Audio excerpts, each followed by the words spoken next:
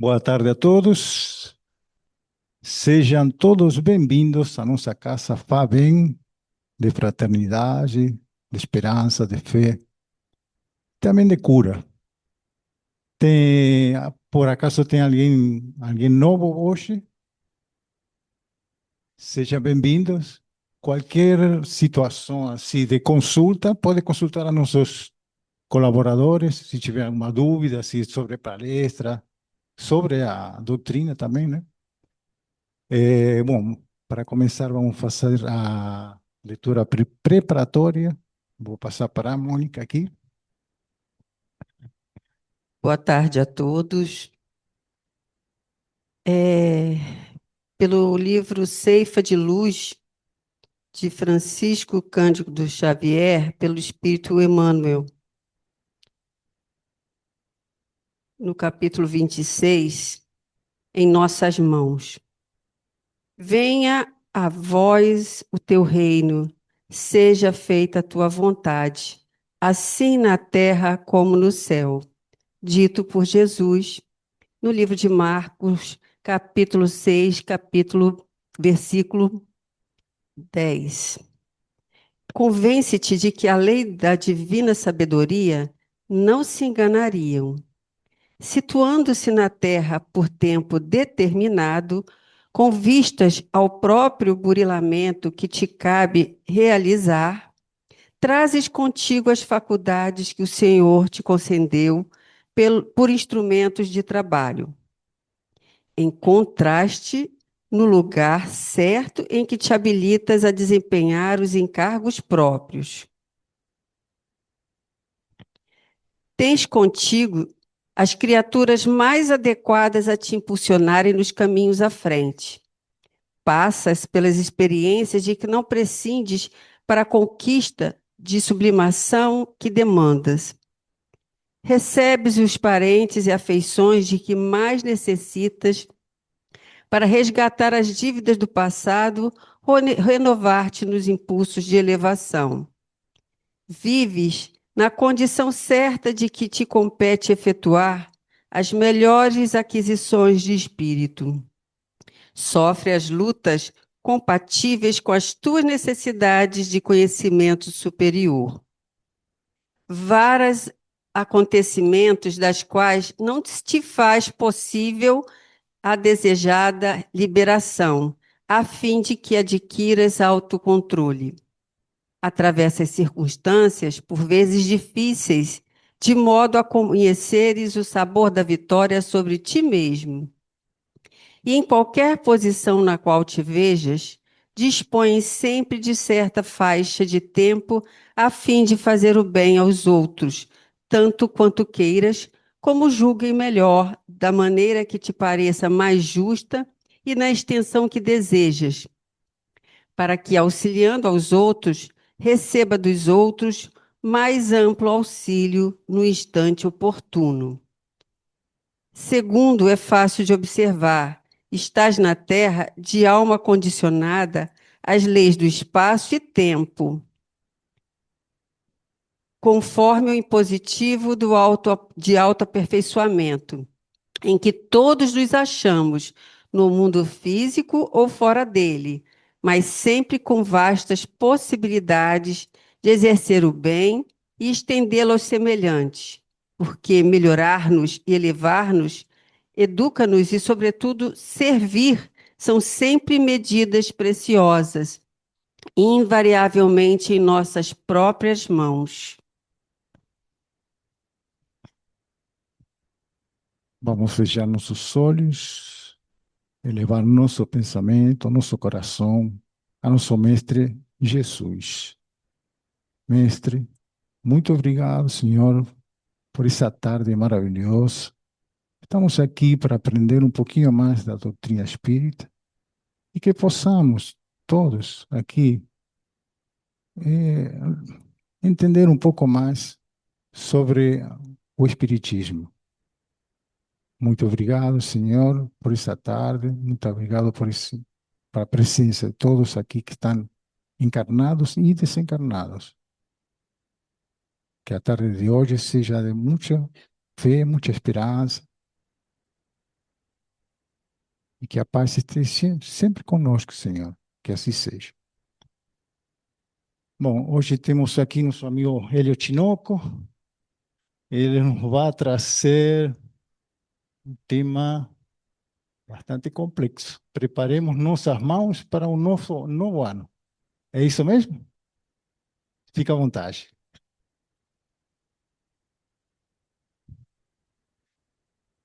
Boa tarde, meus irmãos. Boa tarde, minhas irmãs. Só para a gente poder aferir como é que está o som para os companheiros chegando bem aí. Está muito alto, está estridente, tá bom de ouvir assim? Então tá, meus irmãos, uma alegria a gente estar mais uma tarde reunidos. Eu fico pensando que essa atitude de termos vindo aqui voluntariamente, trazidos, é claro, com alguns objetivos, um problema ou outro, uma dificuldade física, mas viemos voluntariamente, já demonstra o quanto já existe em nós uma verdade, um desejo de tentar compreender melhor Jesus, o seu evangelho, e na medida que possamos compreender, virá o desafio maior, que é tentar transformar o ensino do Cristo, redivivo aqui pelo Espiritismo, em atitudes vivenciais. Então, que essa seja uma tarde especial, seja uma tarde que eu possa ter a coragem de olhar para mim mesmo e em percebendo caminhos ainda tortuosos, tentar escolher aqueles que me aproximam de Deus por meio da atitude do amor. O tema da tarde é um tema que parece que está fora de contexto, porque preparemos nossas mãos para o novo ano, um tema que nós desenvolvemos para a passagem do ano, para a virada do ano, mas a gente podia justificá-lo de duas maneiras aqui. A primeira é que novo ano pode ser um novo ciclo. Hoje estamos começando um novo ciclo, que daqui a 12 meses isso também será um ano. Mas também poderíamos apoiar uma máxima muito comum, utilizada pelas pessoas num tom de brincadeira, que diz que, na verdade, o ano novo só começa depois do carnaval, né? O carnaval foi esses dias, então a gente está dentro ainda de um certo atraso, mas não tão grande assim. Então, qual é a proposta? A gente apresentar aqui duas ferramentas que podem nos auxiliar a preparar nossas mãos para o novo ano. Essas ferramentas, quem vai nos ajudar a construir será o benfeitor espiritual Emmanuel. Emmanuel, por meio de Chico Xavier, escreveu inúmeras obras e nós vamos lançar mão aqui da série Fonte Viva para fazer uma construção de um manto. Alguns de nós presentes aqui têm intimidade com a máquina de costura, ou é tecelão, ou não, não precisa. Vamos imaginar que nós podemos costurar em linha reta, temos uma boa máquina. Então eu quero convidar você, em 10 peças, formarmos um manto, acompanhe comigo, que tem 1,5 m de largura por 1 m de altura. Esse manto tem uma finalidade. No final eu digo o que vamos fazer com ele. Então ele tem 10 peças. Se você se perder na matemática, não tem problema. Cada peça tem 30 centímetros por 50 centímetros. Então, 10 peças dariam as 5 de cima 1,5 m e as duas na lateral 1 m. Mas antes de começar a trazer, a acionar a máquina de costura, eu queria a gente pensar em preparar. O verbo preparar, ele gerou um substantivo chamado preparação. Eu fui até o dicionário para a gente poder definir o que é preparação. E veja, meus irmãos, dicionário. Está começando a palestra agora, não lançamos mão ainda de nenhum texto bíblico e nem de uma fala de Kardec, mas vai dizer o dicionário que preparação é a ação de preparar, mas também vai dizer que é a ação de se preparar. Então veja, meus irmãos, o próprio dicionário já abre uma porta dizendo para a gente da possibilidade de autopreparação. Então vejam, quanto melhor eu estiver preparado para qualquer questão que seja, os resultados serão melhores. Se eu estiver preparado fisicamente para participar de uma corrida, provavelmente eu chegue numa posição melhor. Se eu estiver bem preparado para fazer um concurso público, provavelmente eu tenha uma pontuação melhor. Quanto melhor preparados, mais eu posso ter êxitos no empreendimento. E aqui o convite a prepararmos as mãos para o novo ano. Bom, se preparação, então, autopreparação, passa por uma decisão. Será que você, de fato, quer se preparar? Decidimos vir aqui, queríamos vir aqui, quisemos vir aqui, mas se eu decidir preparar as mãos, eu vou ter que fazer algumas escolhas. Então, aquele que vai correr uma corrida, que escolheu correr, ele vai se preparar, tem que escolher acordar mais cedo, manter-se no peso, obedecer alguns critérios de treinamentos, mas, enfim, se eu estou disposto a me preparar, e a pergunta, meus irmãos, que está na tela, é uma pergunta que vai virar uma exclamação se você quiser. A pergunta é: estamos verdadeiramente dispostos a preparar nossas mãos para o novo ano? Vou te dar alguns segundos. Se essa exclamação, se essa interrogação, interrogação virar uma exclamação, então eu quero te convidar. Então vamos preparar nossas mãos para o novo ano? Então a pergunta natural que sugeri no cenário seria como? Como é que eu faço para preparar as minhas mãos para o novo ano? Já comentei na abertura, duas ferramentas fáceis de serem compreendidas, mas desafiadoras. Claro, o Espiritismo não é uma doutrina que propõe facilidades. É uma doutrina que nos convida a honestamente nos olhar, perceber, entender defeitos morais, aceitá-los como realidade, mas não nos autoflagelar por isso. Entender que defeitos fazem parte da história, mas que todos eles podem ser corrigidos. Então, para começar, meus irmãos, a primeira ferramenta, eu me apoiei em duas peças do nosso Petioque. Quem vai trazer para a gente é Emmanuel. A primeira peça no livro Fonte Viva, na lição 179, e a segunda peça, Palavra de Vida Eterna, lição 37. Curiosamente, e não é por acaso, Emmanuel dá as duas lições o mesmo tema. Então, a primeira ferramenta, reparemos nossas mãos. O livro é diferente, o momento é diferente, mas a didática de Emmanuel é progressiva. Porque no primeiro texto, Fonte Viva 179, Emmanuel vai dizer assim: veja, meus irmãos, em toda parte agita-se a vida humana pelas mãos que comandam e obedecem. O benfeitor faz apenas uma observação natural da vida. Há momentos da vida que eu preciso obedecer e há outros que eu vou comandar. Não deveria ter problema nenhum nisso.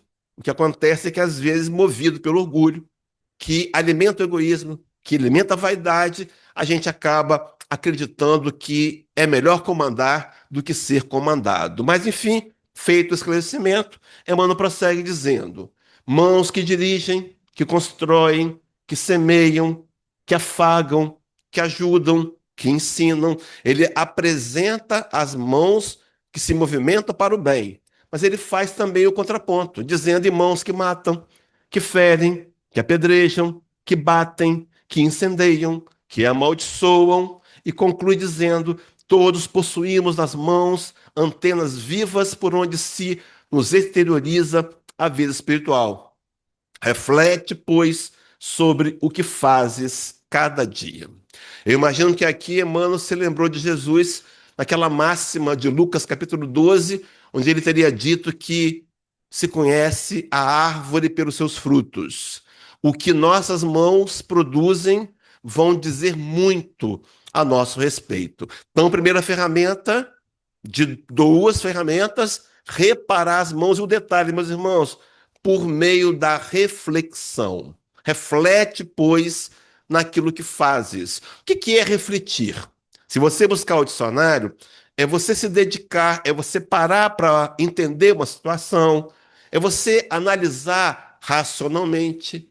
Então, refletir será a primeira etapa da primeira ferramenta. Então, a primeira ferramenta, reparemos nossas mãos por meio da reflexão.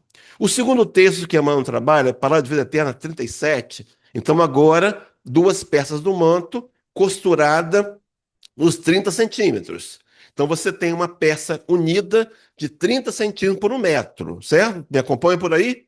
Então ele vai trabalhar na mesma didática, só que ele vai acrescentar, nesse segundo texto, ele vai acrescentar os resultados das mãos que se inclinam para fazer o mal e das mãos que se inclinam para fazer o bem. Então o texto começa dizendo assim: meditemos na grandeza e na sublimidade das mãos que se estendem para o bem. Eu vou seguir no texto, mas um detalhe importante aqui. Ele convida a meditar. O que é meditar? É uma reflexão mais profunda. Meditar é uma reflexão onde eu me incluo no contexto. Então eu vou perguntar por que isso está acontecendo e qual é a parcela de colaboração que eu tenho dado. Isso é meditar. Então, a primeira ferramenta trabalhada para preparar melhor as mãos para o novo ano, eu preciso reparar as mãos, ter coragem de olhar o que eu faço com as mãos através da reflexão e através da meditação. Emmanuel vai seguindo o raciocínio dizendo assim: mãos que aram a terra, preparando a colheita, mãos que constroem lares e escolas, cidades e nações, mãos que escrevem amando em louvor do conhecimento, mãos que curam na medicina, que plasmam a riqueza da ciência, da indústria, que asseguram o reconforto e o progresso, e fala da consequência. Todas elas se abrem generosas na direção do infinito, gerando aperfeiçoamento e tranquilidade, reconhecimento e alegria, conjugando-se abnegadas para a extensão das bênçãos da sabedoria e de amor na obra de Deus. Então, a fala do benfeitor espiritual deflagra uma fala também de João Evangelista. João Evangelista, hoje participando da codificação de Kardec, é um dos maiores escritores da Bíblia, escreveu 5 livros, dentre eles o Apocalipse, dentre eles o Evangelho, e também uma carta, 3 cartas para as igrejas, a primeira delas para a igreja da Ásia Menor. E lá no capítulo 4, versículos 7 e 8, ele vai dizer: porque Deus é amor. Aquele que ama, conhece a Deus. Aquele que não ama, não o conhece. Percebe que vai além de rótulos religiosos? Sim, porque a nossa conexão com o divino será medida na intensidade do nosso amor. E segundo o codificador Allan Kardec, fora da caridade não há salvação, é o nosso lema, será por meio da prática do bem, a caridade, que nós vamos aprender a amar. E na medida que aprendemos a amar, nos interconectamos diretamente com Deus. Só que ele vai também, a exemplo do outro texto, vai trazer o contraponto, dizendo: mas pensemos também nas mãos que se estendem para as sombras do mal. Mãos que recolhem o ouro devido ao trabalho em favor de todos, transformando-se em garras de usura. Mãos que acionam apetrechos de morte, convertendo-se em concha de sangue e lágrimas. Mãos que se agitam na mímica estudada, de quantos abusam da multidão para conduzi-la em disciplina em proveito próprio. Mãos que ferem, que coagulam o fel da calúnia em forma de letras, que amaldiçoam, que envenenam, que cultuam a inércia. E é exemplo dos resultados das mãos voltadas para o bem. Ele também vai dizer: todas elas se cerram sobre si mesmas em círculos de aflição e remorsos, pelos quais se aprisionam as trevas do sofrimento. Meus irmãos, não nos enganemos. Na grande lei de causa e efeito, se nós semearmos o mal, inevitavelmente o que nós colheremos será o mal. Mas, enfim, para completar o texto, reparemos assim a que forças da vida estendemos nossas mãos. Primeira ferramenta, se eu quiser ter êxito nesse ano que está começando hoje, num novo ciclo, eu preciso ter a coragem de olhar para as minhas mãos, refletir e meditar o que é que eu tenho feito. Primeira ferramenta apresentada, vamos introduzir uma segunda, é claro, depois que eu perceber se eu uso minhas mãos para o mal, para o bem, a proposta será de uma conversão e utilizar as mãos de maneira mais controladas em favor do bem de nós mesmos. Só que antes disso, eu queria introduzir a imagem de Jesus. Porque diz o texto assim: Jesus, o mestre divino, passou pelo mundo estendendo as mãos no auxílio de todos, ensinando e ajudando, curando e afagando, aliviando corpos enfermos e levantando almas caídas, vírgula. Meus irmãos, Jesus de Nazaré passou pelo mundo dando para a gente exemplo de como devemos usar as mãos. Esse Jesus de Nazaré que a gente tem no Espiritismo como sendo guia e modelo? Na questão principal do livro, na minha opinião, 625, onde Allan Kardec perguntou assim: qual o tipo mais perfeito que Deus tem oferecido ao homem para lhe servir de guia e modelo? A resposta é a menor do livro: Jesus, apresentado a gente como guia e modelo, desafiando-nos a tentar transformá-lo em guia e modelo. E esse que foi guia e modelo, no livro de Mateus, capítulo 20, versículo 28, Evangelho, ele vai dizer: porque o Filho do Homem não veio para ser servido, mas veio para servir. Parece que fica meio nas entrelinhas uma ideia de que a segunda ferramenta, depois de reparar as mãos pela reflexão e pela meditação, será oferecê-las ao trabalho. Vamos acompanhar o texto. E aí nós seguimos dizendo que esse mestre, para mostrar o supremo valor das mãos consagradas ao bem constante, preferiu morrer na cruz, de mãos estendidas, como que descerrando o coração pleno de amor à humanidade inteira. Os que me conhecem aqui de outros episódios vão se recordar, já devem ter me ouvido falar, que eu venho de uma linhagem evangélica. Na minha adolescência, na minha juventude, eu fui da Igreja Batista. Depois, mais amadurecido, eu migrei para uma igreja pentecostal. Eu fui em busca do chamado avivamento espiritual, né? Mas, enfim, eu me lembro que os evangélicos eles têm uma capacidade muito intensa de criar verbos e criar frases de impacto. Quer ver um verbo criado pelos evangélicos? O verbo entronizar. Entronizar é colocar Jesus no trono do nosso coração. Mas a frase que esse texto me fez lembrar, de Emmanuel, é aquela que diz assim: por que ficar de braços cruzados quando o maior homem do mundo morreu de braços abertos? Talvez o convite ao trabalho. Então, a segunda ferramenta para preparar melhor as mãos para o novo ciclo pode ser e será o trabalho. Mas que trabalho? Daqui a pouco eu falo dele. Serão dois trabalhos. O primeiro mais importante, mas o segundo também extremamente fundamental. Então, para começar, a gente trazer a terceira peça do nosso patchwork, que vai ser costurada nos 50 centímetros, né? Ainda não apareceu. 1 Timóteo 2, versículo 8, Paulo escrevia assim: quero, pois, que os homens orem em todo lugar, convidava-nos a uma atitude de oração.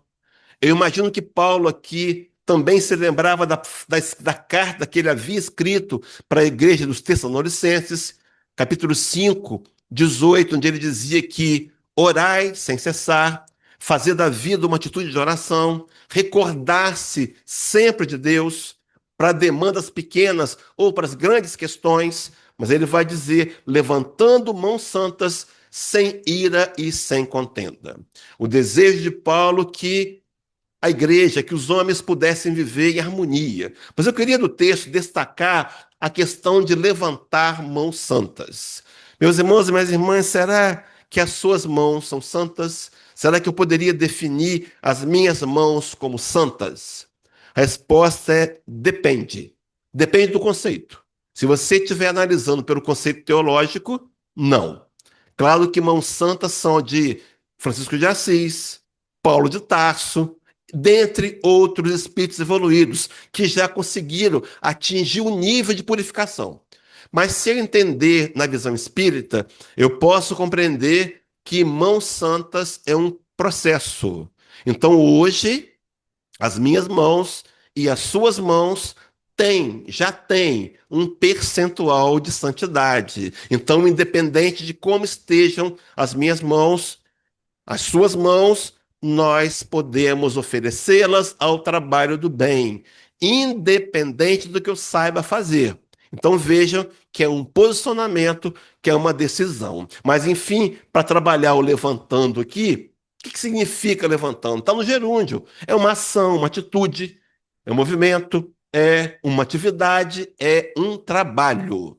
Então, a segunda ferramenta para a gente poder preparar melhor as mãos para o novo ano será o trabalho. Mas esse trabalho pode ser desdobrado. Sabe por quê, meus irmãos? Essas mãos santas, eu me lembrei de uma outra passagem evangélica, é Paulo aos Hebreus, capítulo 12. Esse texto eu vou usar lá na frente como uma outra peça do nosso manto, Hebreus 12, de 12 a 14, que diz assim o texto: portanto, tornai a levantar as mãos cansadas e os joelhos desconjuntados, e fazei vereda direita para os vossos pés, vírgula. Meus irmãos, independente do balanço 2026, independente de fracassos que nós provavelmente vivemos, independente de quaisquer situações, nós podemos nos levantar. Nós podemos continuar a caminhada. Eu queria te dizer uma coisa: você é um ser único e especial. Não há ninguém como você. Independente da sua história, você pode se dar o direito de reconstruí-la e recomeçar do ponto que você parou, não importa qual seja ele. Nós não podemos desistir de nós mesmos, quaisquer que sejam as dificuldades. Só que ele colocou a vírgula e vai dizer: para que o que manqueja se não desvie inteiramente, antes seja sarado. Há uma compreensão paulina de que a minha atitude de fé diante de um problema pode levantar aquele que não tem fé alguma.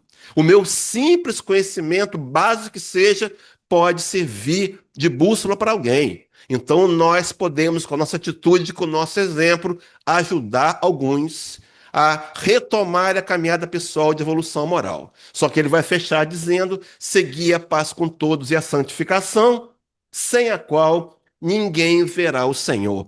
Essa santificação, ela faz um link direto com mãos santas.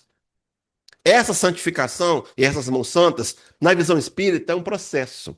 É um processo no qual nós estamos inseridos, conscientes disso ou não. A questão que dá base é a questão 115 do Livro dos Espíritos, onde Allan Kardec vai ouvir do mundo espiritual que todos fomos criados iguais.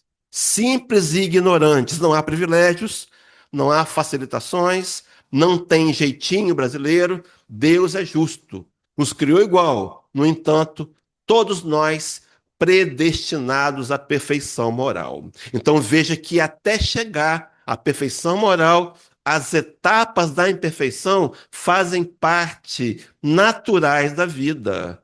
Ser imperfeito é a nossa realidade. Ser imperfeito não me faz um ser inferior. Pelo contrário, eu deveria me preocupar qual é a imperfeição para tentar, de alguma maneira, buscar corrigi-la. E essa ascensão moral, ela vai transpassar a questão de sermos espíritos perfeitos. Porque um dia nós seremos arcanjos, seremos anjos. Um dia adentraremos na escala da angelitude. E adiante, um dia seremos um Cristo. Daí a fala de Jesus. Cristo, a categoria dos Messias, os ilibados, os infalíveis. Tá, a palavra de Jesus que a teologia não consegue explicar, lá de João 14, 12, que diz que um dia vós fareis as obras que eu faço e as fareis ainda maiores. Ora, quando será isso, meu irmão? Minha irmã? Quando você se tornar um Cristo. Está distante, claro, mas o Cristo que seremos um dia, ele começa hoje. Quando eu decido preparar as minhas mãos, por meio da reflexão e da meditação, e agora eu ofereço-as ao trabalho. Mas qual o trabalho? Primeiro trabalho, meus irmãos, o trabalho de construção do reino de Deus em nossos corações. Esse é o principal trabalho, motivo pelo qual você encarnou aqui. Você é um espírito mortal, vivendo uma experiência humana temporária, num tempo que passa acelerado. Segunda-feira, depois de amanhã, já será a segunda metade do mês de março. A vida está passando muito rápido, mas viemos aqui em busca de progredir. Espíritos imortais que precisam lançar mão do trabalho para melhorar-se a si mesmos. Mas qual é o segundo trabalho que eu já havia citado? O trabalho da edificação do reino de Deus no coração dos homens. Esse é o segundo trabalho. Trabalho esse que é formatado numa casa espírita, num púlpito de igreja, numa sala de alcoólicos anônimos, não importa. Lugares em que a gente está pregando a melhoria dos homens. A segunda mensagem, o segundo trabalho fundamental.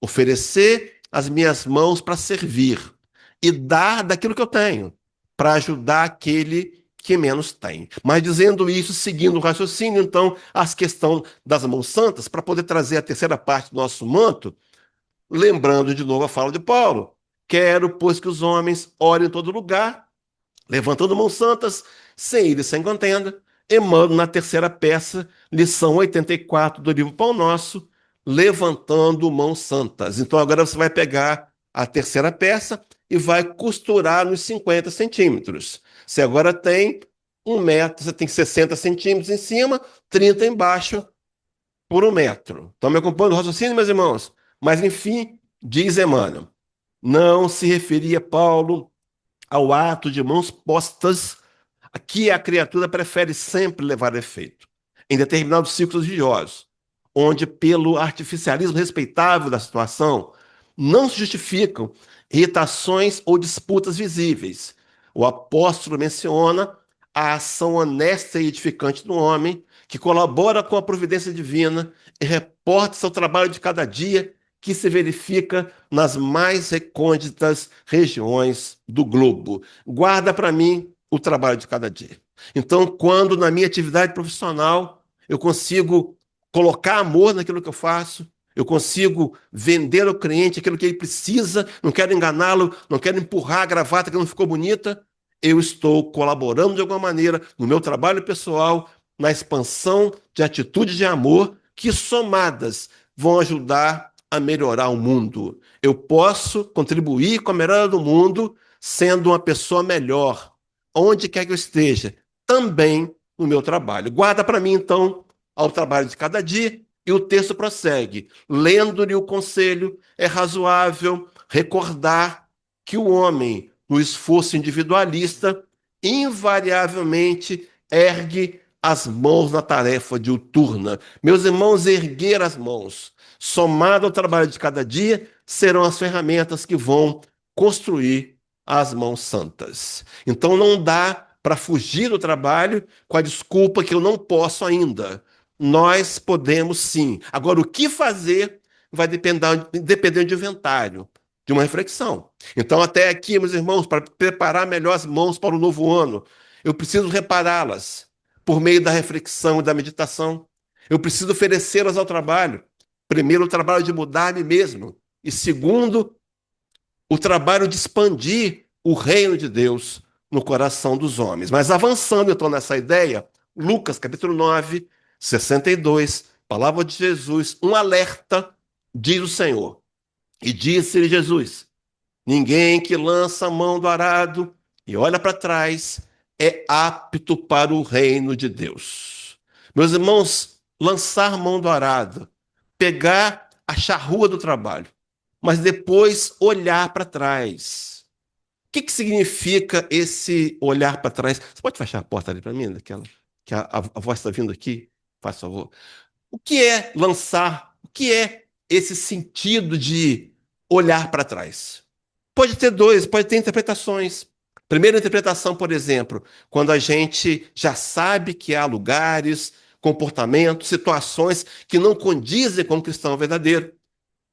Não praticamos mais, mas quando nos lembramos do ontem, lembramos com um certo glamour. É um alerta. Talvez eu esteja precisando tomar mais consciência de que o meu caráter precisa ser melhor lapidado. Uma outra questão de olhar para trás é quando a gente já esteve nas lides espíritas, trabalhando, já abraçamos a tarefa, mas por um melindre ou outro, uma discussão, um desentendimento, a gente abandonou. Eu não sei se você está nessa situação. Essa palestra está sendo filmada pela equipe de multimídia aqui da casa, vai colocar depois no YouTube da casa. Não sabemos quantos verão, mas se você está nessa situação, é hora de voltar.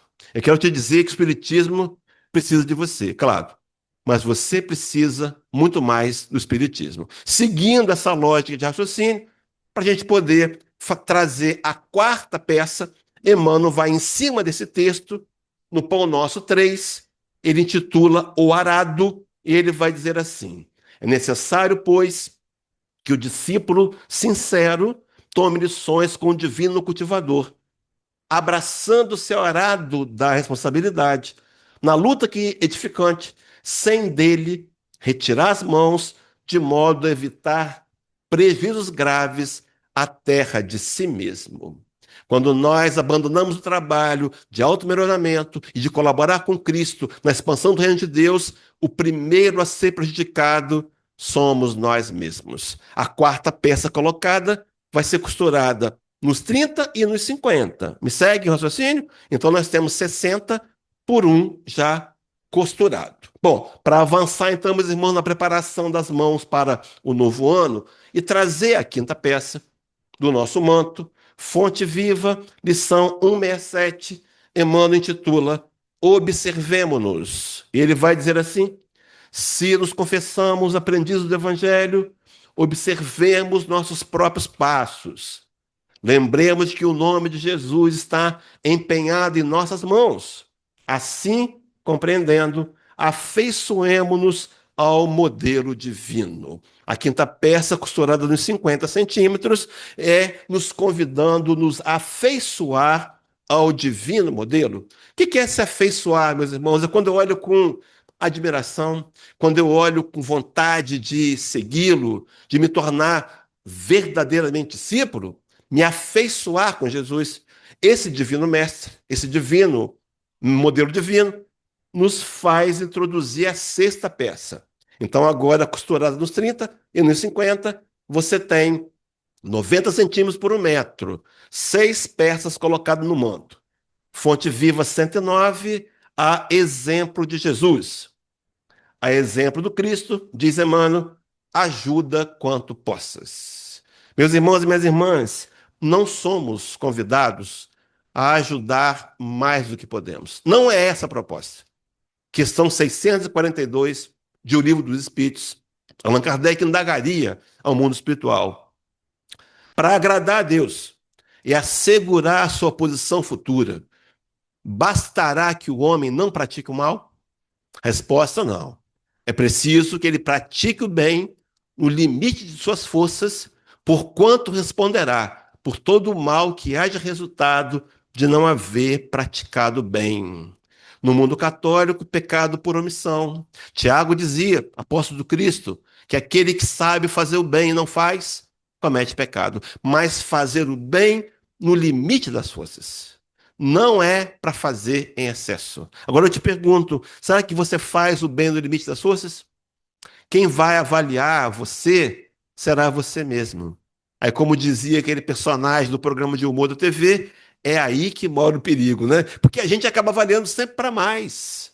Será que eu tenho sido suficientemente honesto para detectar o bem que eu tenho feito? Será que eu não poderia, talvez, trazer mais alimentos para a cesta básica? Será que eu não poderia dedicar um pouco mais das minhas horas promovendo o bem do próximo? Mas, enfim, o texto conclui dizendo: o amigo divino sabe o que existe em nós. E veja, meus irmãos, o complemento. Ele não desconhece a nossa pesada e escura bagagem do pretérito, nas dificuldades do nosso presente, recheado de hesitações e de erros. Mas nem por isso deixa de estender as mãos amorosamente. Deixa-nos amorosamente de estender as mãos. Então, veja, queridos, quem está se autocensurando, se autocriticando e querendo se punir é você mesmo. O Cristo sabe o seu momento evolutivo. Ele entende que esse momento é sua realidade. Não tem problema algum errar, meus irmãos. Errar faz parte da vida. O problema é ficar no erro consciente. Eu já ouvi tantas vezes sobre o perdão ensinado pelo Cristo, mas eu prefiro não perdoar. Aí é uma questão de escolha, de decisão pessoal. Claro, há limites, mas entender que o Cristo vai sempre estender as mãos. É o capítulo 6 do Evangelho, item 5, uma comunicação do Espírito de Verdade, que dizia: sinto-me por demais tomado de imensa compaixão pelas vossas fraquezas, para deixar de estender mão socorredora ao infeliz transviado que, vendo os céus, caem nos abismos do erro, aquele erro racional, aquele erro consciente. Mas, enfim, trabalhando para chegar na sétima peça do patchwork do nosso manto, Mateus 6:3. Desse texto, juntado a uma fala de Lucas, esse texto, é o capítulo 6 do livro de Mateus, faz parte do sermão da montanha, aquele sermão principal que Jesus apresentou as bases da sua doutrina, e Lucas, numa passagem paralela, vai trazer também referências ao texto, mas aqui diz assim: quando tu deres esmola, não saiba a tua mão esquerda o que faz a tua direita. Eu não vou trabalhar esse tema aqui, não é essa a proposta, mas a doação tem que ser anônima. A doação tem que ser voluntária. Ela não pode ser aquela onde eu quero receber uma plaquinha, receber o aplauso, o reconhecimento. É preciso dar com uma mão sem que a outra saiba. Diz o Rabi da Galileia que é preciso dar de graça aquilo que de graça nos foi dado. Não podemos vender o espiritismo. Não podemos vender. Claro, não estou dizendo aqui do companheiro que fabrica camisas espíritas, não é isso. É o trabalho dele. Eu estou dizendo vender a mensagem ou auferir qualquer benefício, qualquer vantagem. Estaremos indo de contrário à proposta do Messias. Mas, enfim, para trabalhar esse tema, junto com Lucas 6, então a ideia é de fazer. Meus irmãos, é preciso fazer. Não adianta ter um projeto maravilhoso para 2026, onde eu vou acordar mais cedo, vou fazer uma leitura de uma página do Emmanuel, eu vou orar, eu vou ser assíduo à casa espírita, vou fazer o culto no lar, vou garimpar um trabalho para mim aqui, vou ajudar as pessoas, vou ser cooperador do meu trabalho, e esse projeto ficar apenas no papel. Ele tem que ser executado. E aí, Lucas 6, palavra de Jesus: amai, pois, vossos inimigos e fazei o bem, vírgula, vou continuar, mas aqui, meus irmãos, amai e fazer o bem. Para a gente preparar melhor as mãos para o novo ano. Repara suas mãos por meio da reflexão e da meditação. Oferece o trabalho, primeiro o trabalho dentro de você mesmo, depois o trabalho do lado de fora, ajudando a implantar aqui o reino de Deus, sempre amando e fazendo bem. Você tem dúvida quanto à atitude que você vai tomar? Passa pelo crivo. Isso é amor, isso faz o bem.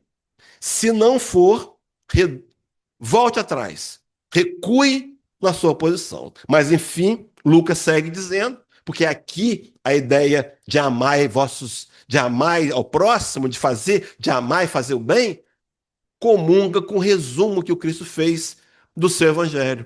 Naquele dia da última ceia, onde ele vai dizer em João 15:12, o meu mandamento é este, que vos ameis uns aos outros, assim como eu vos amei a vós. Ele se colocando como exemplo. O Espiritismo só resgata isso, mas ele nos convocando a amar o próximo. Mas quem é esse próximo? Não importa quem seja. Amai-vos a vós, amai-vos uns aos outros, quem é esse outro? Não importa se esse outro é diferente, se concorda comigo, se é da minha religião, se não é.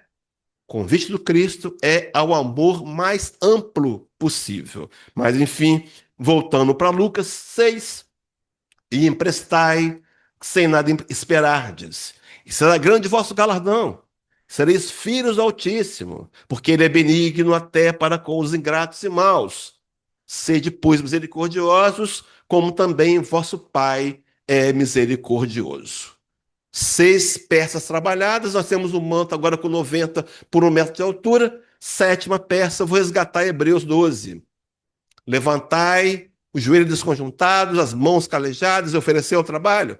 Paulo vai no Fonte Viva 52, com o título Servir e Marchar, dizer assim: movimenta as mãos cansadas para o trabalho e ergue os joelhos desconjuntados, na certeza de que, para a obtenção da melhor parte da vida, é preciso servir e marchar incessantemente. Incessantemente. Então nada pode me deter. Eu não posso trazer justificativas para não trabalhar. Por mais que elas sejam lógicas, eu posso estar me auto-enganando.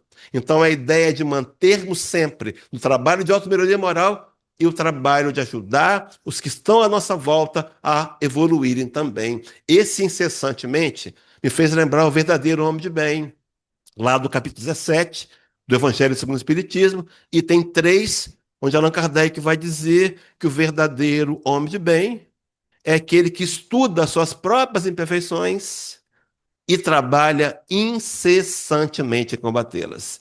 Não estuda para se autoflagelar, se sentir inferior, não. Ele estuda para trabalhar. Onde é que eu tenho que trabalhar? E completa Kardec dizendo que todos os esforços emprega para poder dizer no dia seguinte que alguma coisa traz em si de melhor do que na véspera. Alguém pegou essa frase, fez uma modificação muito sábia, está na internet, atribui a Kardec a autoria, mas não foi Kardec, onde ele dizia que o verdadeiro homem de bem é aquele que hoje procura ser melhor do que foi ontem, mas amanhã, quando for hoje, ele vai tentar ser melhor do que tem sido agora. É isso, lei de progresso. Olhar para o ontem, rever seus erros, relevá-los, auto-perdoar-se e hoje tentar não errar de novo. É a caminhada do progresso. Claro que nem sempre conseguiremos o tempo todo, mas se eu continuar incessantemente, eu irei conquistar. Daí a fala de Jesus, no chamado sermão profético, Mateus 24, 13, onde ele dizia: aquele que perseverar até o fim, esse será salvo. Então, a 7ª peça trabalhada, agora temos 1,20 m em cima e 90 embaixo e 1 metro de altura. Bom, 8ª peça para fechar, quase fechar o manto. Fonte Viva 17, Cristo e nós, diz Emmanuel. Os homens esperam por Jesus e Jesus espera igualmente pelos homens. Esses homens, meus irmãos, não são os outros, não, somos nós. Porque parece que de alguma maneira a gente está achando que é sempre o outro, né? Ele espera por você e por mim. Na atitude, na ação, na mudança, no trabalho, no esforço, no empenho, no projeto. E diz mais: ninguém acredite que o mundo se redima sem almas redimidas. Meus irmãos, o que você pode fazer de melhor para colaborar com a mudança do planeta é mudar você mesmo. É isso. Não dá para querer um mundo regenerado sem a gente tentar regenerar nós mesmos. É claro que eu posso censurar a guerra, mas será que eu não tenho feito guerras? Pequenas guerras no trabalho, na família, essas eu posso dominar. A grande, a maior, não posso ainda. Mas, enfim, segue dizendo: ide pregai, eis que vos mando, resplandeça a vossa luz diante dos homens. A seara é realmente grande, mas poucos são os ceifeiros. Emmanuel completa dizendo: semelhantes afirmativas do Senhor provam a importância por ele atribuída à contribuição humana. Queridos, a obra é de Jesus, mas o trabalho é nosso. Cada um fazendo o que lhe compete, cada um fazendo aquilo que pode, dentro dos seus limites. Costuramos no 30, no 50, temos um manto aí agora com 1,20 m por 1 metro.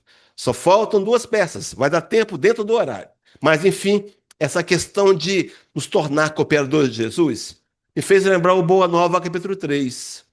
Primeiras pregações é o tema que Humberto de Campos dá a esse capítulo. Humberto de Campos narra que estaria Jesus diante do Templo de Salomão, observando aquela monumental obra antes do início do ministério. Nem tinha escolhido os 12 ainda não. Ele está olhando aquela obra e passou por ele um sacerdote chamado Anã. Segundo Humberto de Campos, Anã era irônico. E quando Anã olhou e viu Jesus, reconheceu nele um galileu. Mas por que reconheceu? Por exemplo, hoje, você passar por alguém com uma bolsa tiracolo, barbudo, cabeludo, com um colar com uma estrela no peito, você vai dizer: é um hippie, né? Tinha-se traços físicos exteriores que defragavam quem era um galileu. Por quê? Andava descalço, túnica crua, comprida, arrastando no chão, cabelo longo, repartido no meio, e a barba comprida, também levemente penteada no meio. Era fácil reconhecer. Os galileus eram tidos como uma escória da sociedade. Se houvesse piadas, seria de Galileu. A ponto de quando André, irmão de Pedro, que conheceu Jesus, foi falar com Filipe sobre Jesus. Encantado, disse: conheci um mestre galileu. Aí Filipe falou assim: pode vir coisa boa da Galileia? Tinha esse preconceito. Então, quando o anão viu Jesus e dirigiu a palavra a ele, lhe dirigiu a palavra, tinha certeza que ele faria como os outros fariam: abaixaria a cabeça e sairia em silêncio. E a pergunta foi: que fazes na cidade, Galileu? Ouviu resposta. E que resposta, meus irmãos? Deve ter dado um pulo para trás. Ele literalmente não sabia o que estava falando. A resposta foi: passo por Jerusalém para implantar o reino de Deus na terra. Não entendeu nada, olhou para aquele Galileu descalço. Reino de Deus? Em tuas mãos? O que você imagina ser, rapaz, o reino de Deus? Palavra de Jesus: o reino de Deus é a construção da obra divina no coração do homem. Não, mas assustado, ainda perguntou: por acaso você conquistou a amizade de um príncipe ilustre? Quem é que vai te ajudar nesse empreendimento? E ele vai dizer: meus companheiros hão de chegar de todos os lugares. Respondeu o mestre com humildade. Meu irmão, minha irmã, é você.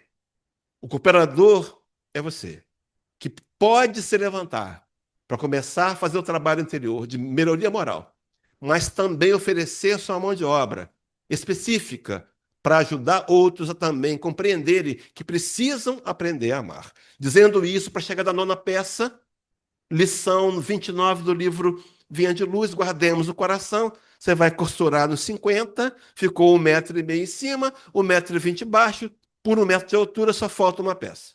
Diz Emmanuel: ofereçamos ao Senhor um coração firme e eterno, para que as divinas mãos gravem nele os augustos desígnios. Fechou, meus irmãos? Você quer melhorar? Quer preparar as mãos para o novo ano? Repara suas mãos por meio da reflexão. Para, analisa os fatos. Se inclui na meditação. Oferece a mão ao trabalho. Primeiro o trabalho de mudar você mesmo, depois o trabalho do lado de fora, de cooperar com Cristo, sempre amando e fazendo bem, sempre com coração firme e terno. O que é um coração firme? Sobrou no caixa da empresa um dinheiro. Ninguém deu conta. Você e um companheiro viram o dinheiro, e o companheiro te propõe: vamos ficar com esse dinheiro para a gente? Vamos ficar quieto, ninguém vai saber disso. E você diz firmemente não. Mas não diz com agressividade, você fala com ternura. Meu irmão, minha irmã, não é o que você fala, é como você fala. Sempre agindo com firmeza e ternura. E aí ele completa dizendo: atendida semelhante disposição em nossa vida íntima, encontraremos em todos os caminhos o abençoado lugar aí de cooperadores da divina vontade, agindo sempre em favor do bem. Então, preparemos nossas mãos para o novo ano, para começar a gente a fechar, meus irmãos, essas mãos. Esse clique é um clique de estúdio, né? Tem que ter equipamento. O que essas mãos representam? Inicialmente é uma mão pedindo luz, né? Pedindo a luz do Senhor, porque ele disse: eu sou a luz do mundo. Aquele que me segue não cairá em trevas, será a luz da vida, pedindo luz. Mas uma outra visão poderia ser oferecendo luz. Porque, segundo Cristo, vós sois a luz do mundo. Ora, meus irmãos, será que eu não tenho nenhuma luz? Será que a luz que eu tenho pode iluminar o caminho de alguns? Sim, eu só tenho uma vela, mas uma vela acesa pode orientar aquele que não tem luz alguma. A ideia de buscar a luz e também oferecê-la, aí vem, porque as nossas mãos representam as mãos de Jesus. A 10ª peça, fechamos o manto, costura nos 50, nos 30, nos 50, agora tem 1,5 m por 1 m, já está pronto o nosso manto. Vinha de luz 148 membros divinos, diz Emmanuel: onde estiverdes, atendamos ao impositivo de nossas tarefas, convencidos de que nossas mãos substituem a do celeste trabalhador, embora em condição precária. O Senhor age em nós e a favor de nós. Somos nós as mãos que vão ser oferecidas para o trabalho de transformação do planeta. Eu comentei que eu venho de uma linhagem evangélica. Na minha época de de evangélico, adolescente, as músicas eram bolero, era seresta, né? Então tinham cantores como hoje tem. Hoje tem música gospel, tem funk gospel, tem sertanejo gospel, tem. Na minha época era a seresta, né? E tinha um cantor chamado Luiz de Carvalho. Eu vou ousar cantar um pedacinho da música que ele cantava, que dizia assim: essas mãos que Deus me deu foram feitas para servir ao vizinho ao lado meu, que não sabe mais sorrir. E através das minhas mãos eu pretendo lhe mostrar o sorriso de Jesus. Viemos aqui para ouvir que as nossas mãos são as mãos com as quais o Cristo conta, para que esse reino de Deus possa alcançar mais corações. Eu comentei que íamos ter um objetivo para o manto. Qual é o objetivo do manto? Que nós costuramos.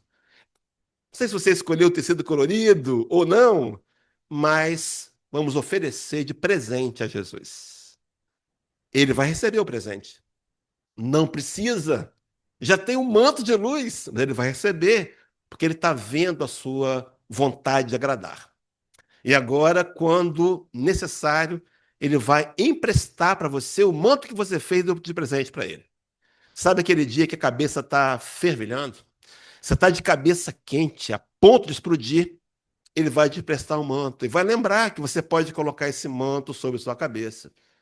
E o calor, o sol da fúria, vai se abrandando e você vai se acelerando.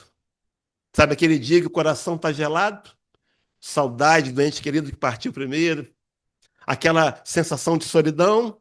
Ele vai aparecer com o manto, você vai cobrir o peito, o tórax com o manto, e o seu coração vai aquecendo, a saudade vai passando, porque os mortos não morreram. E sabe aquele dia que você estiver cansado, desistindo, querendo parar de continuar a sua história, ele vai aparecer com o manto e vai te orientar. Deitar no chão, forra o manto no chão. É de noite, barriga para cima. Você começa a ver as estrelas. Você começa a ver as obras da criação divina. Você entende que tem um Deus poderoso que sabe todas as coisas, que a dificuldade faz parte da vida, que nos dá o que é melhor, e você vai descansar no Senhor.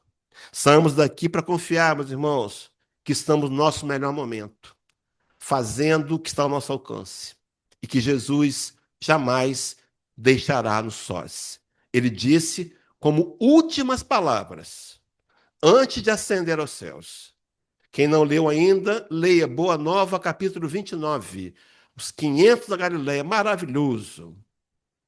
Ele reúne aqueles 500 homens e, ao se despedir, ele vai dizer: e eis que estou convosco todos os dias, até a consumação dos séculos.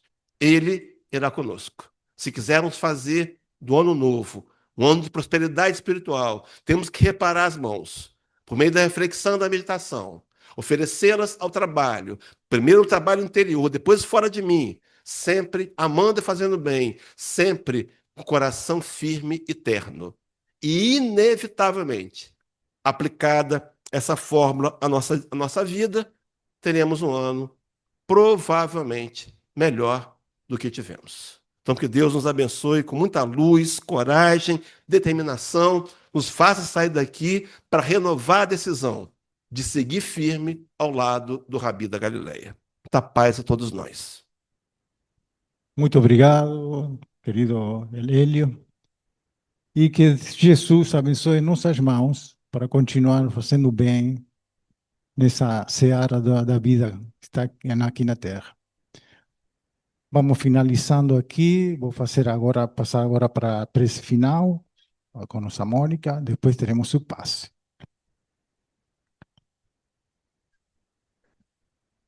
Amado Pai, Mestre Jesus,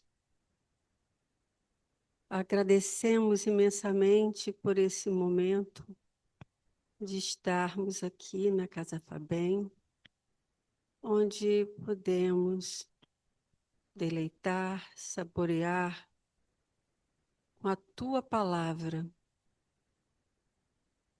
mais um ensinamento, mais uma reflexão, que possamos levar conosco e dividir com os nossos outros irmãos, entes queridos, sobre a importância das nossas mãos, das nossas ações em busca do aperfeiçoamento enquanto espírito e também um- uma forma de ser divino quanto Cristo e quanto a Ti, ó Pai.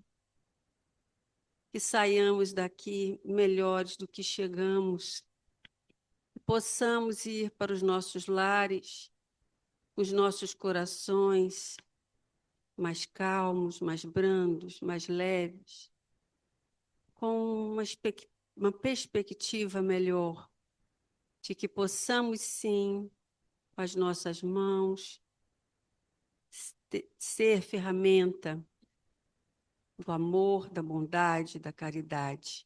Enfim, muito obrigada, Pai. Muito agradecida. Assim seja. Graças a Deus.